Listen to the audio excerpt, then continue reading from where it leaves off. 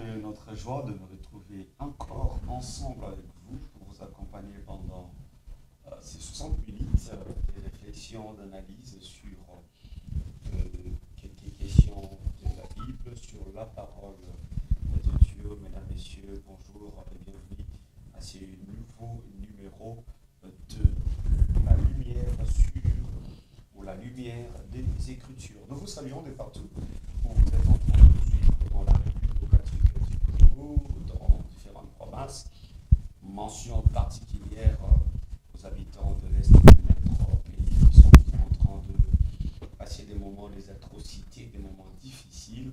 Ce que nous pouvons dire en ce moment, étant une émission chrétienne, que Dieu est avec nous. Un moment venu, Dieu permettra que cette guerre dans l'Est de la République cesse. Je dis aussi merci à l'équipe technique qui est en train de m'accompagner ce matin. Que Dieu vous bénisse. Et également, nous sommes aujourd'hui ensemble avec vous et nous avons reçu pour vous un homme de Dieu avec qui nous allons partager. Nécessairement, nous devrons être à trois sur ces plateaux. Il y a un invité qui est en retard, peut-être qu'il va nous rejoindre. Au cas contraire, nous allons parler avec le pasteur Anthony Chamba qui est déjà avec nous sur ces plateaux. Pasteur Anthony, bonjour et bienvenue. Merci, bonjour. Je vous remercie pour cette nouvelle invitation que vous m'avez lancée. Vous savez, ce qui est un peu curieux, c'est que les gens ont plaisir de vous écouter. Chaque fois qu'il y a la diffusion de l'émission, même sur les réseaux sociaux, les gens disent « Mais ce pasteur-là, nous aimons bien l'écouter ». Il y a d'autres même qui ne partagent pas la vie, certains de vos avis, certains de vos croyances, mais au moins ils ont besoin de vous écouter. Gloire au Seigneur, si les gens veulent écouter sa parole, nous on n'est là que pour répercuter la parole du Seigneur qui est la Bible. Gloire au Seigneur. Alors aujourd'hui nous parlons d'une thématique très importante, nous parlons des interdits dans les christianismes. Les interdits dans les christianismes. Comme vous le savez, c'est vraiment notre thématique du mois, nous continuons à parler de ça, essayer d'aider les enfants de Dieu à comprendre quels sont les interdits dans les christianismes. Pour commencer avec Pasteur Anthony. Pasteur Anthony, quand on parle des interdits d'une manière générale, qu'est-ce qu'on voit? Les péchés d'abord.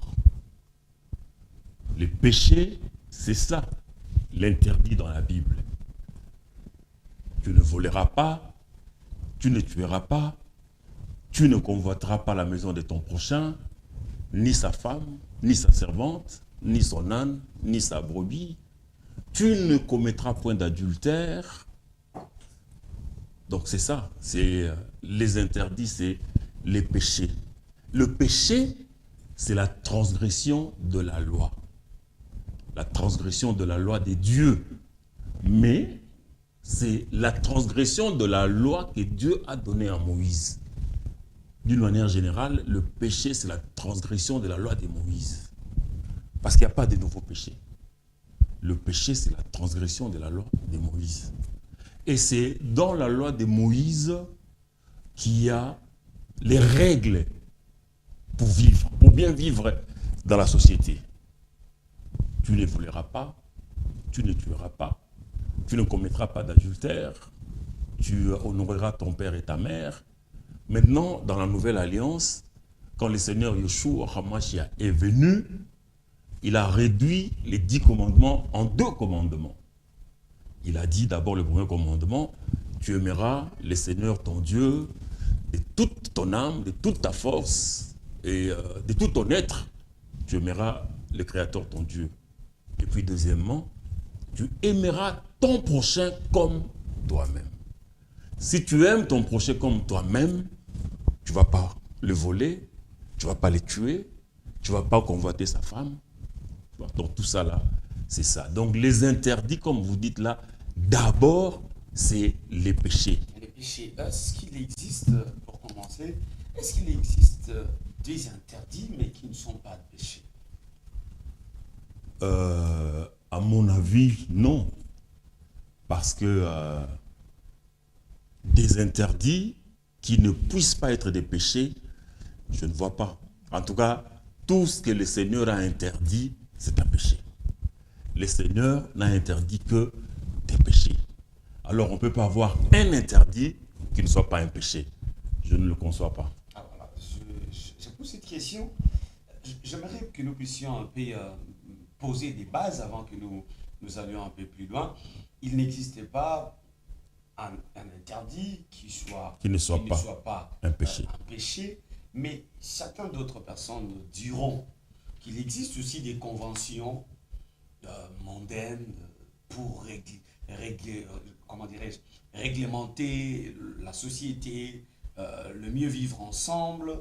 Il y a aussi d'autres interdits, peut-être au temps d'Israël, il y avait d'autres principes pour permettre aux enfants de Dieu, le peuple de Dieu, le peuple d'Israël, de vivre en harmonie. Est-ce que tous ces principes-là, toutes ces lois-là sont réellement des interdits, réellement des péchés? Non, mais le Seigneur a tout réglé dans sa parole. Dans la parole du Seigneur, il y a même une loi qui dit tu n'ajouteras rien à la parole du Seigneur, tu n'en retrancheras rien. Ce que les hommes font pour réglementer la société à leur manière, ça n'intéresse pas les seigneurs, à moins que cela ne viole pas la parole du Seigneur. Mais quelqu'un a dit, ouais, même quand Paul disait, ouais, je ne permets pas à la femme de parler, d'enseigner. C'est Paul qui dit ça veut dire qu'il était en train de réglementer d'une certaine manière la vie du peuple d'Israël. Non, mais c'est que Paul dit là, je ne permets pas à la femme d'enseigner. Il s'agit de Paul qui parle. Mais je dis, ce que Paul dit là, je ne permets pas à la femme d'enseigner, ni de prendre de l'autorité sur l'homme. Paul ne répète que la parole du Seigneur. Déjà dans les jardins d'Éden. Au commencement, pourquoi Dieu avait puni Adam? Pourquoi Dieu a puni Adam? Parce qu'Adam avait écouté Ève, sa femme. Le Seigneur a dit à Adam, parce que tu as écouté ta femme, le sol est maudit à cause de toi. Donc déjà dès le commencement, là, le Seigneur n'a pas permis à la femme d'enseigner. Donc c'est pas clair, c'est pas noir sur blanc. Non, mais la punition d'Adam, c'est quoi? Le Seigneur dit à Adam dans la Bible, Genèse 3, 17. Lisons les Saintes Écritures, Genèse 3, 17. Il dit à l'homme, puisque tu as écouté la voix de ta femme, ce qui veut dire que l'homme ne devait pas écouter la voix de sa femme. Mais c'est ce que le Seigneur dit ici. Puisque tu as écouté la voix de ta femme. Donc, ce que je veux dire ici, c'est la conséquence de ce que tu as écouté la voix de ta femme. C'est ce que le Seigneur dit ici. Il dit à l'homme, puisque tu as écouté la voix de ta femme et que tu as mangé de l'arbre au sujet duquel je t'avais donné cet ordre, tu n'en mangeras point, le sol sera maudit à cause de toi. Donc si le sol est maudit, c'est à cause d'Adam.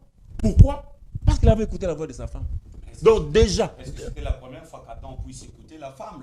Adam a écouté sa femme, mais pas au sujet de l'arbre peut-être. Non.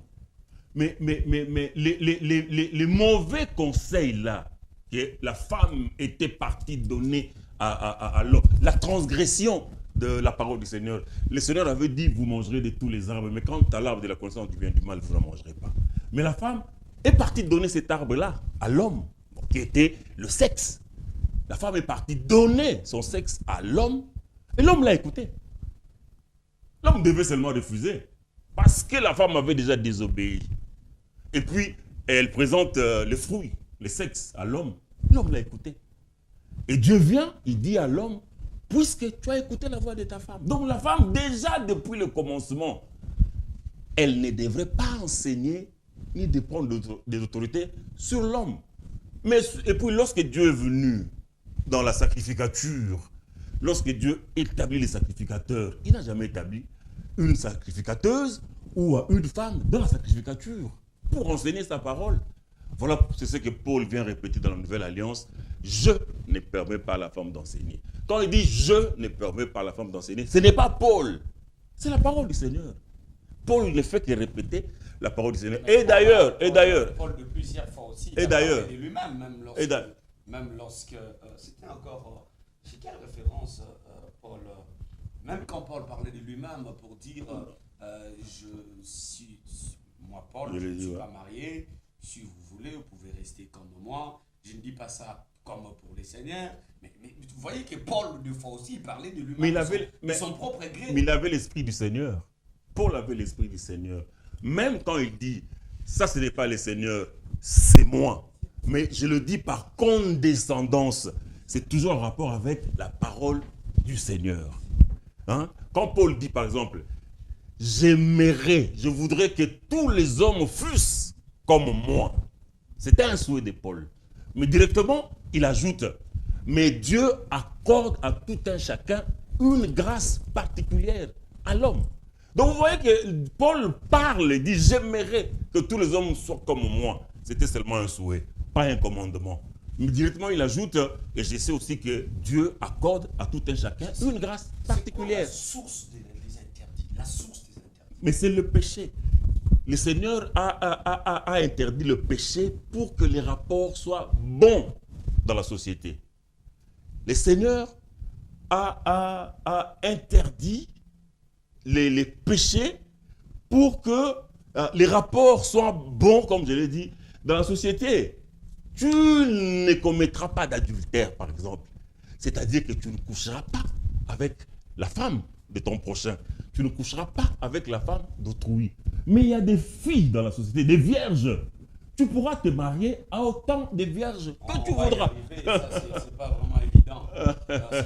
J'ai reçu beaucoup de remarques. Je peux vous les dire, l'émission est sur notre chaîne YouTube. Il y a beaucoup de commentaires. Les gens sont en train de dire que vous êtes en train d'interpréter mal les Écritures et que vous avez vraiment besoin d'une interprétation pure à ce sujet, bien sûr. Vous avez dit que la source des interdits, c'est le péché. Le père. Le père. Qui est le père du péché? Ben, c'est le diable. Le père du mensonge. Déjà au commencement, il s'est servi du serpent ancien pour mentir, pour tromper. Le père du péché, c'est le diable. Mais comment est-ce qu'on a vu les enfants de Dieu, le patriarche même, être dans le mensonge? Cependant, ce sont des interdits. Eux étant enfants de Dieu, ne pouvaient pas. Ben, c'est la chair humaine. Voilà pourquoi le Seigneur nous exige la nouvelle naissance pour abandonner la première naissance qui est une naissance mondaine, qui est une naissance pécheresse. Le Seigneur nous exige la nouvelle naissance. Les gens, nous péchons, c'est parce que c'est la chair. Dieu a commencé à marcher avec Noé. Prenons par exemple Noé. Et quand vous regardez la vie de Noé, est-ce que Dieu a interdit à Noé des choses? Parce qu'aujourd'hui, vous parlez de beaucoup des interdits. Dans la marche Dieu et Noé, qu'est-ce que Dieu a interdit à Noé? Mais c'est qu'il avait déjà interdit à Adam et à tous les hommes. Parce que Noé même est allé s'enivrer, il a bu. Et je ne l'ai même pas vu, je ne sais pas, peut-être que je n'ai pas lu jusque-là, quelque part où Dieu a châtié Noé pour avoir bu. Par contre, c'est Noé qui va maudire Cham et sa descendance. Oui, mais Noé a pris de l'alcool, du vin, et il s'est enivré. L'ivrognerie est un péché. L'ivrognerie est un interdit. Mais maintenant, ce que son fils a fait, c'était pire. Il vient, il découvre la nullité de son père et il va l'acclamer partout. Son père... Vaut mieux que le père pêche, mais pas le fils. Non, et c'est pas vaut mieux que le père pêche. Qu'est-ce que vous pêche. êtes en train de dire? Non, c'est pas ce que je dis. Je dis, Noé s'est enivré, il a pris du vin. L'ivrognerie est interdite dans la parole du Seigneur. Mais maintenant, c'est que le fils a fait. Le fils vient, d'abord, il découvre la nudité de son père. Or, la loi dit, tu ne découvriras pas la nudité de ton père, ni la nudité de ta mère. D'abord, le fils vient, il découvre la nudité de son père. C'est un péché, c'est un interdit. Tu ne peux pas découvrir la nudité de ton père. Lui, il vient, il découvre la nudité de son père. Mais pas par sa volonté. C'est la volonté du fils. Non, mais il ne savait pas que le père était nu. Oh, mais comment est-ce que les autres sont venus en reculant? Parce que lui, il les avait informés. Mais pourquoi aller les informer? Quand il a vu la nudité de son père, pourquoi il ne s'était pas tué? Pourquoi il est parti ébruiter? C'est ça, le péché. Pourquoi aller ébruiter un interdit? Vous savez que cet enseignement, si les gens n'arrivent pas à bien le comprendre, on risque d'avoir le père qui se livre à tout et demander aux fils de ne pas parler de leur péché. Non, mais ce n'est pas ce que Noé a fait. Noé a commis une erreur. Il a bu, il s'est enivré. D'accord. D'accord. Et le Seigneur n'a pas tenu compte de cette erreur-là. Parce que nulle part dans la Bible, nous avons vu le Seigneur reprocher Noé. Mais maintenant, le fils, lui qui est venu, il a vu son père dans cet état-là. Il aurait dû peut-être faire comme d'autres enfants, couvrir son père. Parce que même la Bible et la parole du Seigneur nous apprend à ne pas ébruiter les fautes de nos frères. Hein? Si ton père, Matthieu 18, si ton frère a péché, la Bible ne te dit pas, va l'ébruiter. La Bible dit, si ton frère a péché, va le voir et parle avec lui. C'est ça la meilleure procédure. C'est ça la bonne manière de faire. Tu vois ton frère dans le mal, dans le péché, il ne faut pas l'ébruiter. Il faut aller le voir, parler avec lui. Si tu le gagnes, très bien, tu as gagné ton frère. Mais si ton frère ne veut pas t'écouter, la Bible dit, cherche 2 ou 3 témoins. Allez parler avec lui. S'il n'écoute toujours pas, alors amenez l'affaire devant les anciens. Donc, amenez l'affaire dans l'église. Si le frère n'écoute toujours pas l'église, alors, considérez-le quand vous arrivez à l'église, là-bas, vous rencontrez des gens qui, déjà, ils sont serviteurs de Dieu, pasteurs, que sais-je, mais qui eux-mêmes sont dans le même pratique, la même réalité. Quelle réalité, ils vivent dans les interdits. Non, mais un serviteur de Dieu ne peut pas vivre dans les péchés. Cependant, c'est ce que nous voyons aujourd'hui, c'est ce qui est... c'est d'ailleurs le quotidien de certains hommes de Dieu. Oui, mais ça, il faut réprimer. Regardez, prenez Abraham. Vous avez Abraham, le père de la foi. Mais quand vous regardez même Abraham, il a marché aussi sur les interdits. Marcher sur les interdits, comment? Abraham a marché sur les interdits, comment? Abraham n'a pas péché volontairement contre la parole du Seigneur. Même quand Dieu lui a envoyé pour aller couper des animaux, il a péché. Oui, mais il ne l'a pas fait volontairement. C'est ça, le péché, c'est la transgression de la loi. Dieu donne sa loi, toi tu viens, tu violes volontairement la loi du Seigneur, on appelle ça iniquité. Vous péchez volontairement contre la parole du Seigneur. Mais Abraham, d'ailleurs Dieu dit concernant Abraham, on peut lire dans Genèse 26, Dieu parle au sujet d'Abraham. Il dit ceci à partir du premier verset. Il y eut une famine dans le pays, outre la première famine qui eut lieu du temps d'Abraham. Et Isaac alla vers Abimelech, roi des Philistins, à Guérar. L'Éternel lui apparut et dit, ne descends pas en Égypte, demeure dans le pays que je te dirai. Séjourne dans ce pays-ci, je serai avec toi, et je te bénirai, car je donnerai toutes ces contrées à toi et à ta postérité, et je tiendrai le serment que j'ai fait à Abraham ton père. Je multiplierai ta postérité comme les étoiles du ciel. Je donnerai à ta postérité toutes ces contrées, et toutes les nations de la terre seront bénies en ta postérité. Verset 5. Parce qu'Abraham a obéi à ma voix, et qu'il a observé mes ordres, mes commandements, mes statuts et mes lois. Ici, c'est l'Éternel qui témoigne au sujet d'Abraham. Parce qu'Abraham a obéi à ma voix et qu'il a observé mes ordres, mes commandements, mes statuts. Si Abraham avait obéi, pourquoi alors sa descendance est allée en esclavage plutôt? Mais ce n'est pas parce qu'Abraham a désobéi que sa descendance est partie en esclavage. Ça, c'est le Seigneur lui-même qui avait annoncé à Abraham, ta postérité séjournera dans un pays étranger. Mais c'était après quand? C'était après quel événement? Après qu'Abraham avait fait quoi? Non. Le Seigneur seulement lui-même avait dit qu'Abraham, ta postérité va aller séjourner dans un pays étranger. Ce n'est pas parce qu'Abraham avait désobéi à un commandement du Seigneur. Nous venons de lire ici, parce qu'Abraham a obéi à ma voix.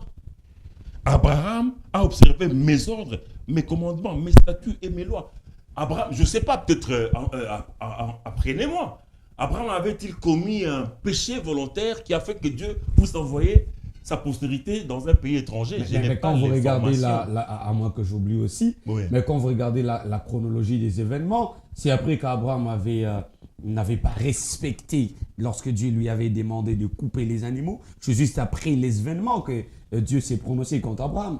J'aimerais lire ça. Je n'ai pas cette information-là. En tout cas, je sais que Dieu avait seulement dit à Abraham, ta postérité va séjourner dans un pays étranger qui ne sera pas les leurs. Il sera opprimé, mais après 400 ans, je viendrai délivrer Abraham. Mais c'est de suite, à moins que j'oublie aussi. Ouais, mais lisez, comme ça nous allons avoir la connaissance. Je suis en train de chercher. Nous allons avoir la connaissance, nous tous, parce que moi, je n'ai pas cette connaissance-là. Je suis en train de chercher. Oui, je n'ai pas cette connaissance-là. Voilà. Donc, c'est ça. Tout ce que moi je sais, c'est qu'Abraham a obéi au commandement du Seigneur, au statut du Seigneur, aux lois du Seigneur, et que sais-je encore? Allons-y, il y a le temps que je trouve les passages.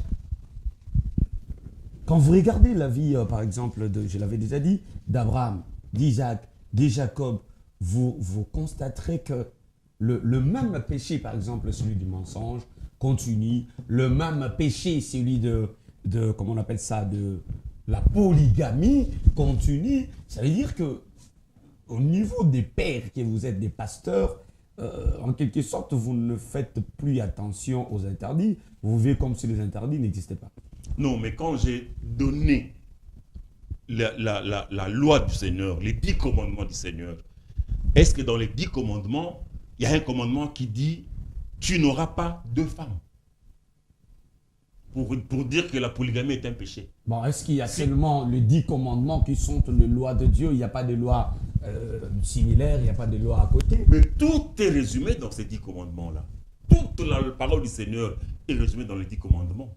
Les 4 premiers commandements concernent le Seigneur, et puis tous les autres commandements concernent l'homme, les rapports de l'homme avec ses prochains dans la société. Donc toute la parole du Seigneur est incluse dans les 10 commandements. Voilà pourquoi quand le Seigneur est venu, je vous ai dit, le Seigneur les a réduits à 2 commandements. Tu aimeras le Seigneur ton Dieu de tout ton cœur, de toute ton âme, de toute ta force et de toute ta pensée, et tu aimeras ton prochain comme toi-même. Donc c'est ça, les 2 commandements-là qui font la parole du Seigneur. Et dans la parole du Seigneur, vous ne trouverez nulle part là où le Seigneur avait dit, tu n'auras pas de femme. Mais vous trouverez dans la parole du Seigneur, là où le Seigneur réglemente la vie dans le mariage polygame. Par exemple, dans Deutéronome 21:15, le Seigneur est en train de réglementer lui-même la vie dans un couple polygame. Deutéronome, chapitre 21, verset 15. Le Seigneur dit, si un homme qui a 2 femmes aime l'une et n'aime pas l'autre, et s'il en a des fils dont le premier-né soit de la femme qui n'aime pas, il ne pourra point, quand il partagera son bien entre ses fils, reconnaître comme premier-né le fils de celle qu'il aime à la place du fils de celle qu'il n'aime pas et qui est le premier-né. Mais il reconnaîtra pour premier-né le fils de celle qu'il n'aime pas et lui donnera sur son bien une portion double, car ce fils est les prémices de sa vigueur, le droit d'aînesse lui appartient. Ici, le Seigneur lui-même, il est en train de réglementer le partage de l'héritage dans un foyer polygame. Il peut arriver que dans un foyer, l'homme a 2 femmes. Il aime l'une et n'aime pas l'autre. Et si les 2 femmes-là lui donnent des enfants et que le premier-né soit de la femme qu'il n'aime pas, le Seigneur dit, tu respecteras les droits d'aînesse. Malgré le fait que ton fils premier-né est sorti de la femme que tu n'aimes pas, c'est ce fils-là qui est ton fils premier-né. C'est le prémisse de ta vigueur. Tu lui donneras une double portion sur ton héritage, car ce fils-là est la prémisse de ta vigueur, le droit d'aînesse lui appartient. Donc ici, nous voyons que le Seigneur est en train de réglementer l'héritage dans un couple polygame. Deutéronome 27, 20. Vous avez terminé par là. Le Seigneur dit, il n'y a pas de problème. Le Seigneur dit, dans ma Bible ici que j'ai lu second, il est écrit, maudit soit celui qui couche avec la femme de son père, car il soulève la couverture de son père. Et tout le peuple dira Amen. Mais cette version n'a pas bien rendu ce passage de Deutéronome, verset 20. Mais si vous lisez ces passages dans la Bible du Semeur, par exemple, la Bible du Semeur dit maudit soit quiconque qui couche avec l'une des femmes de son père, car il soulève la couverture de son père. Et tout le peuple répondra Amen.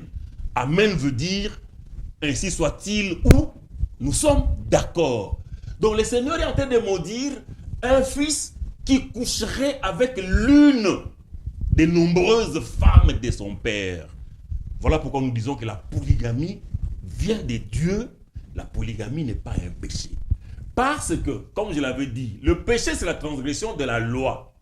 Or, un homme qui épouse 2 femmes, 3 femmes, 4 femmes, 5 femmes, ne transgresse aucune loi de Dieu. Parce que vous ne trouverez aucune loi de Dieu qui interdit à l'homme d'épouser plusieurs femmes. On vous parlera peut-être d'une portion d'écriture qui dit l'homme quittera son père et sa mère et il s'attachera à sa femme. La Bible ne parle pas de ses femmes, on parle d'une seule femme. Ça veut dire que l'homme, quand il quitte chez ses parents, c'est pour aller s'attacher à sa femme. Quand vous avez 2 femmes, 3 femmes, vous n'avez pas sa femme, vous avez vos femmes. Donc, c'est ces femmes. Ça aussi, vous devez en prendre en compte, pasteur Anthony. Mais très bien. La Bible dit l'homme quittera son père et sa mère et s'attachera à sa femme. La Bible ne dit pas l'homme quittera son père et sa mère et s'attachera à une seule femme. Là, on est d'accord. On est d'accord. Quand on parle de sa femme, il s'agit d'une seule. Non. Il s'agit d'une. Non. D'abord. Si c'était 2, on n'allait pas dire sa femme. Si, on allait dire sa femme. Pourquoi? Parce que ça, d'abord, sa nature, c'est un adjectif possessif. Il ne limite pas le nombre. Ça indique seulement la possession. C'est sa femme. On ne sait pas. Elle est la 40e femme de cet homme-là. Ça peut être la 8e femme de cet homme-là. Mais elle est toujours sa femme. Ah, ça peut être la 22e. Elle est toujours sa femme. Regardez l'écriture dans 2 Samuel 12, verset... Donc je trouve 2 Samuel. Voilà, j'y suis. 2 Samuel 12. 2 Samuel 12, verset 24. La Bible dit, David consola Bathsheba, sa femme, et il alla auprès d'elle et coucha avec elle. Mais c'est David-là, il avait combien de femmes? Il avait une seule femme, Bathsheba. Ici, la Bible dit, David consola Bathsheba, sa femme.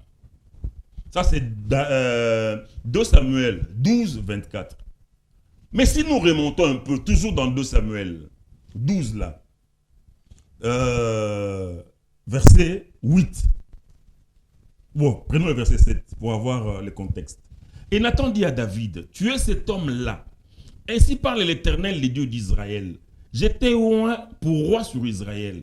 Et j'étais délivré de la main de Saül. J'étais mis en possession de la maison de ton maître. J'ai placé dans ton sein les femmes de ton maître. Et je t'ai donné la maison d'Israël et de Juda. Et si cela eût été peu, j'y aurais encore ajouté. Verset 9. Pourquoi donc as-tu méprisé la parole de l'Éternel en faisant ce qui est mal à ses yeux? Tu as frappé de l'épée Uri, le Héthien.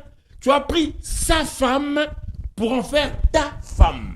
Vous voyez là-haut, on insiste sur l'adjectif possessif. Tu as pris sa femme pour en faire ta femme. Mais quand Dieu dit à David, pour en faire ta femme, est-ce que David avait une seule femme?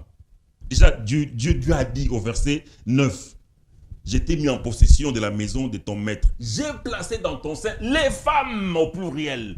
Donc David avait déjà beaucoup de femmes. Mais ici au verset 10, le Seigneur lui a dit, tu as frappé de l'épée Uri, le tien, tu as pris sa femme pour en faire ta femme. Donc, en dépit de nombreuses femmes que David avait, il a frappé de l'épée Uri. Il a pris la femme d'Uri pour en faire sa femme. Allons-y un peu plus. Je termine. Allez-y rapidement. Je termine. Verset 10. Maintenant, l'épée ne s'éloignera jamais de ta maison, parce que tu m'as méprisé et parce que tu as pris la femme d'Uri, les Hétiens, pour en faire ta femme. Écoute maintenant les versets 11, le plus important. Ainsi parle l'Éternel. Voici, je vais faire sortir de ta maison le malheur contre toi, et je vais prendre sous tes yeux tes propres femmes, au pluriel, pour les donner à un autre qui couchera avec elle à la vue de ses soleils. Donc Dieu sait qu'un homme peut avoir ses propres femmes, pas ses sales femmes. Le Seigneur dit à David, je vais prendre sous tes yeux tes propres femmes. Ici c'est le Créateur. Est-ce que cette loi, est-ce que cette manière de faire continue-t-elle jusqu'aujourd'hui? Jadis, bien sûr, Abraham n'avait pas une femme, Jacob non plus, Abraham également non plus, parlons même pas de Salomon. Mais est-ce que cette manière de faire, Dieu continue-t-il avec cette manière de faire? Ça veut dire la polygamie, avoir autant de femmes. Est-ce que Dieu continue-t-il à accepter ça? Nous sommes dans la nouvelle alliance. Mais est-ce qu'aujourd'hui, dans la nouvelle alliance, l'adjectif possessif « ça » n'existe plus? Mais quand vous regardez la nouvelle alliance, est-ce qu'avez-vous vu des serviteurs, des patriarches polygames? Non, nous parlons de l'adjectif possessif « ça ». Oui, moi je suis allé un peu plus loin. D'accord. Dans leur temps, Dieu l'avait permis, Dieu l'avait concédé. Mais après que Jésus-Christ est venu. Je parle de l'adjectif possessif « sa femme ». Aujourd'hui, dans la nouvelle alliance, est-ce que l'adjectif possessif « ça » n'existe plus? Ça existe, mais qui avez-vous vu avec plusieurs femmes dans la nouvelle alliance? Non, mais j'aimerais seulement te faire comprendre. Vous n'aurez même pas Paul, encore moins Pierre. Qui? J'aimerais seulement te faire comprendre que l'adjectif possessif « ça » ne veut pas dire une seule femme. Comme on a dit, comme nous avons lu dans la Bible, David consola Bathsheba, sa femme. Donc jusqu'à aujourd'hui dans la nouvelle alliance, l'adjectif possessif « ça » est encore valable. Moi, je peux avoir ma femme. Mais ça ne veut pas dire que j'ai une seule femme. Maintenant, tu parles de la nouvelle alliance. Nous sommes dans la nouvelle alliance. Matthieu 5, 17. Le Seigneur a dit, lui, non, les sauveurs. Dans Matthieu 5, 17, le Seigneur dit, ne croyez pas que je sois venu pour abolir la loi ou les prophètes. Je suis venu non pour abolir, mais pour accomplir. Car je vous l'ai dit en vérité, tant que le ciel et la terre ne passeront point, il ne disparaîtra pas de la loi un seul iota ou un seul trait de lettre jusqu'à ce que tout soit accompli. Merci, merci. Je vous laisse le temps. Je vous laisse le temps de l'expliquer.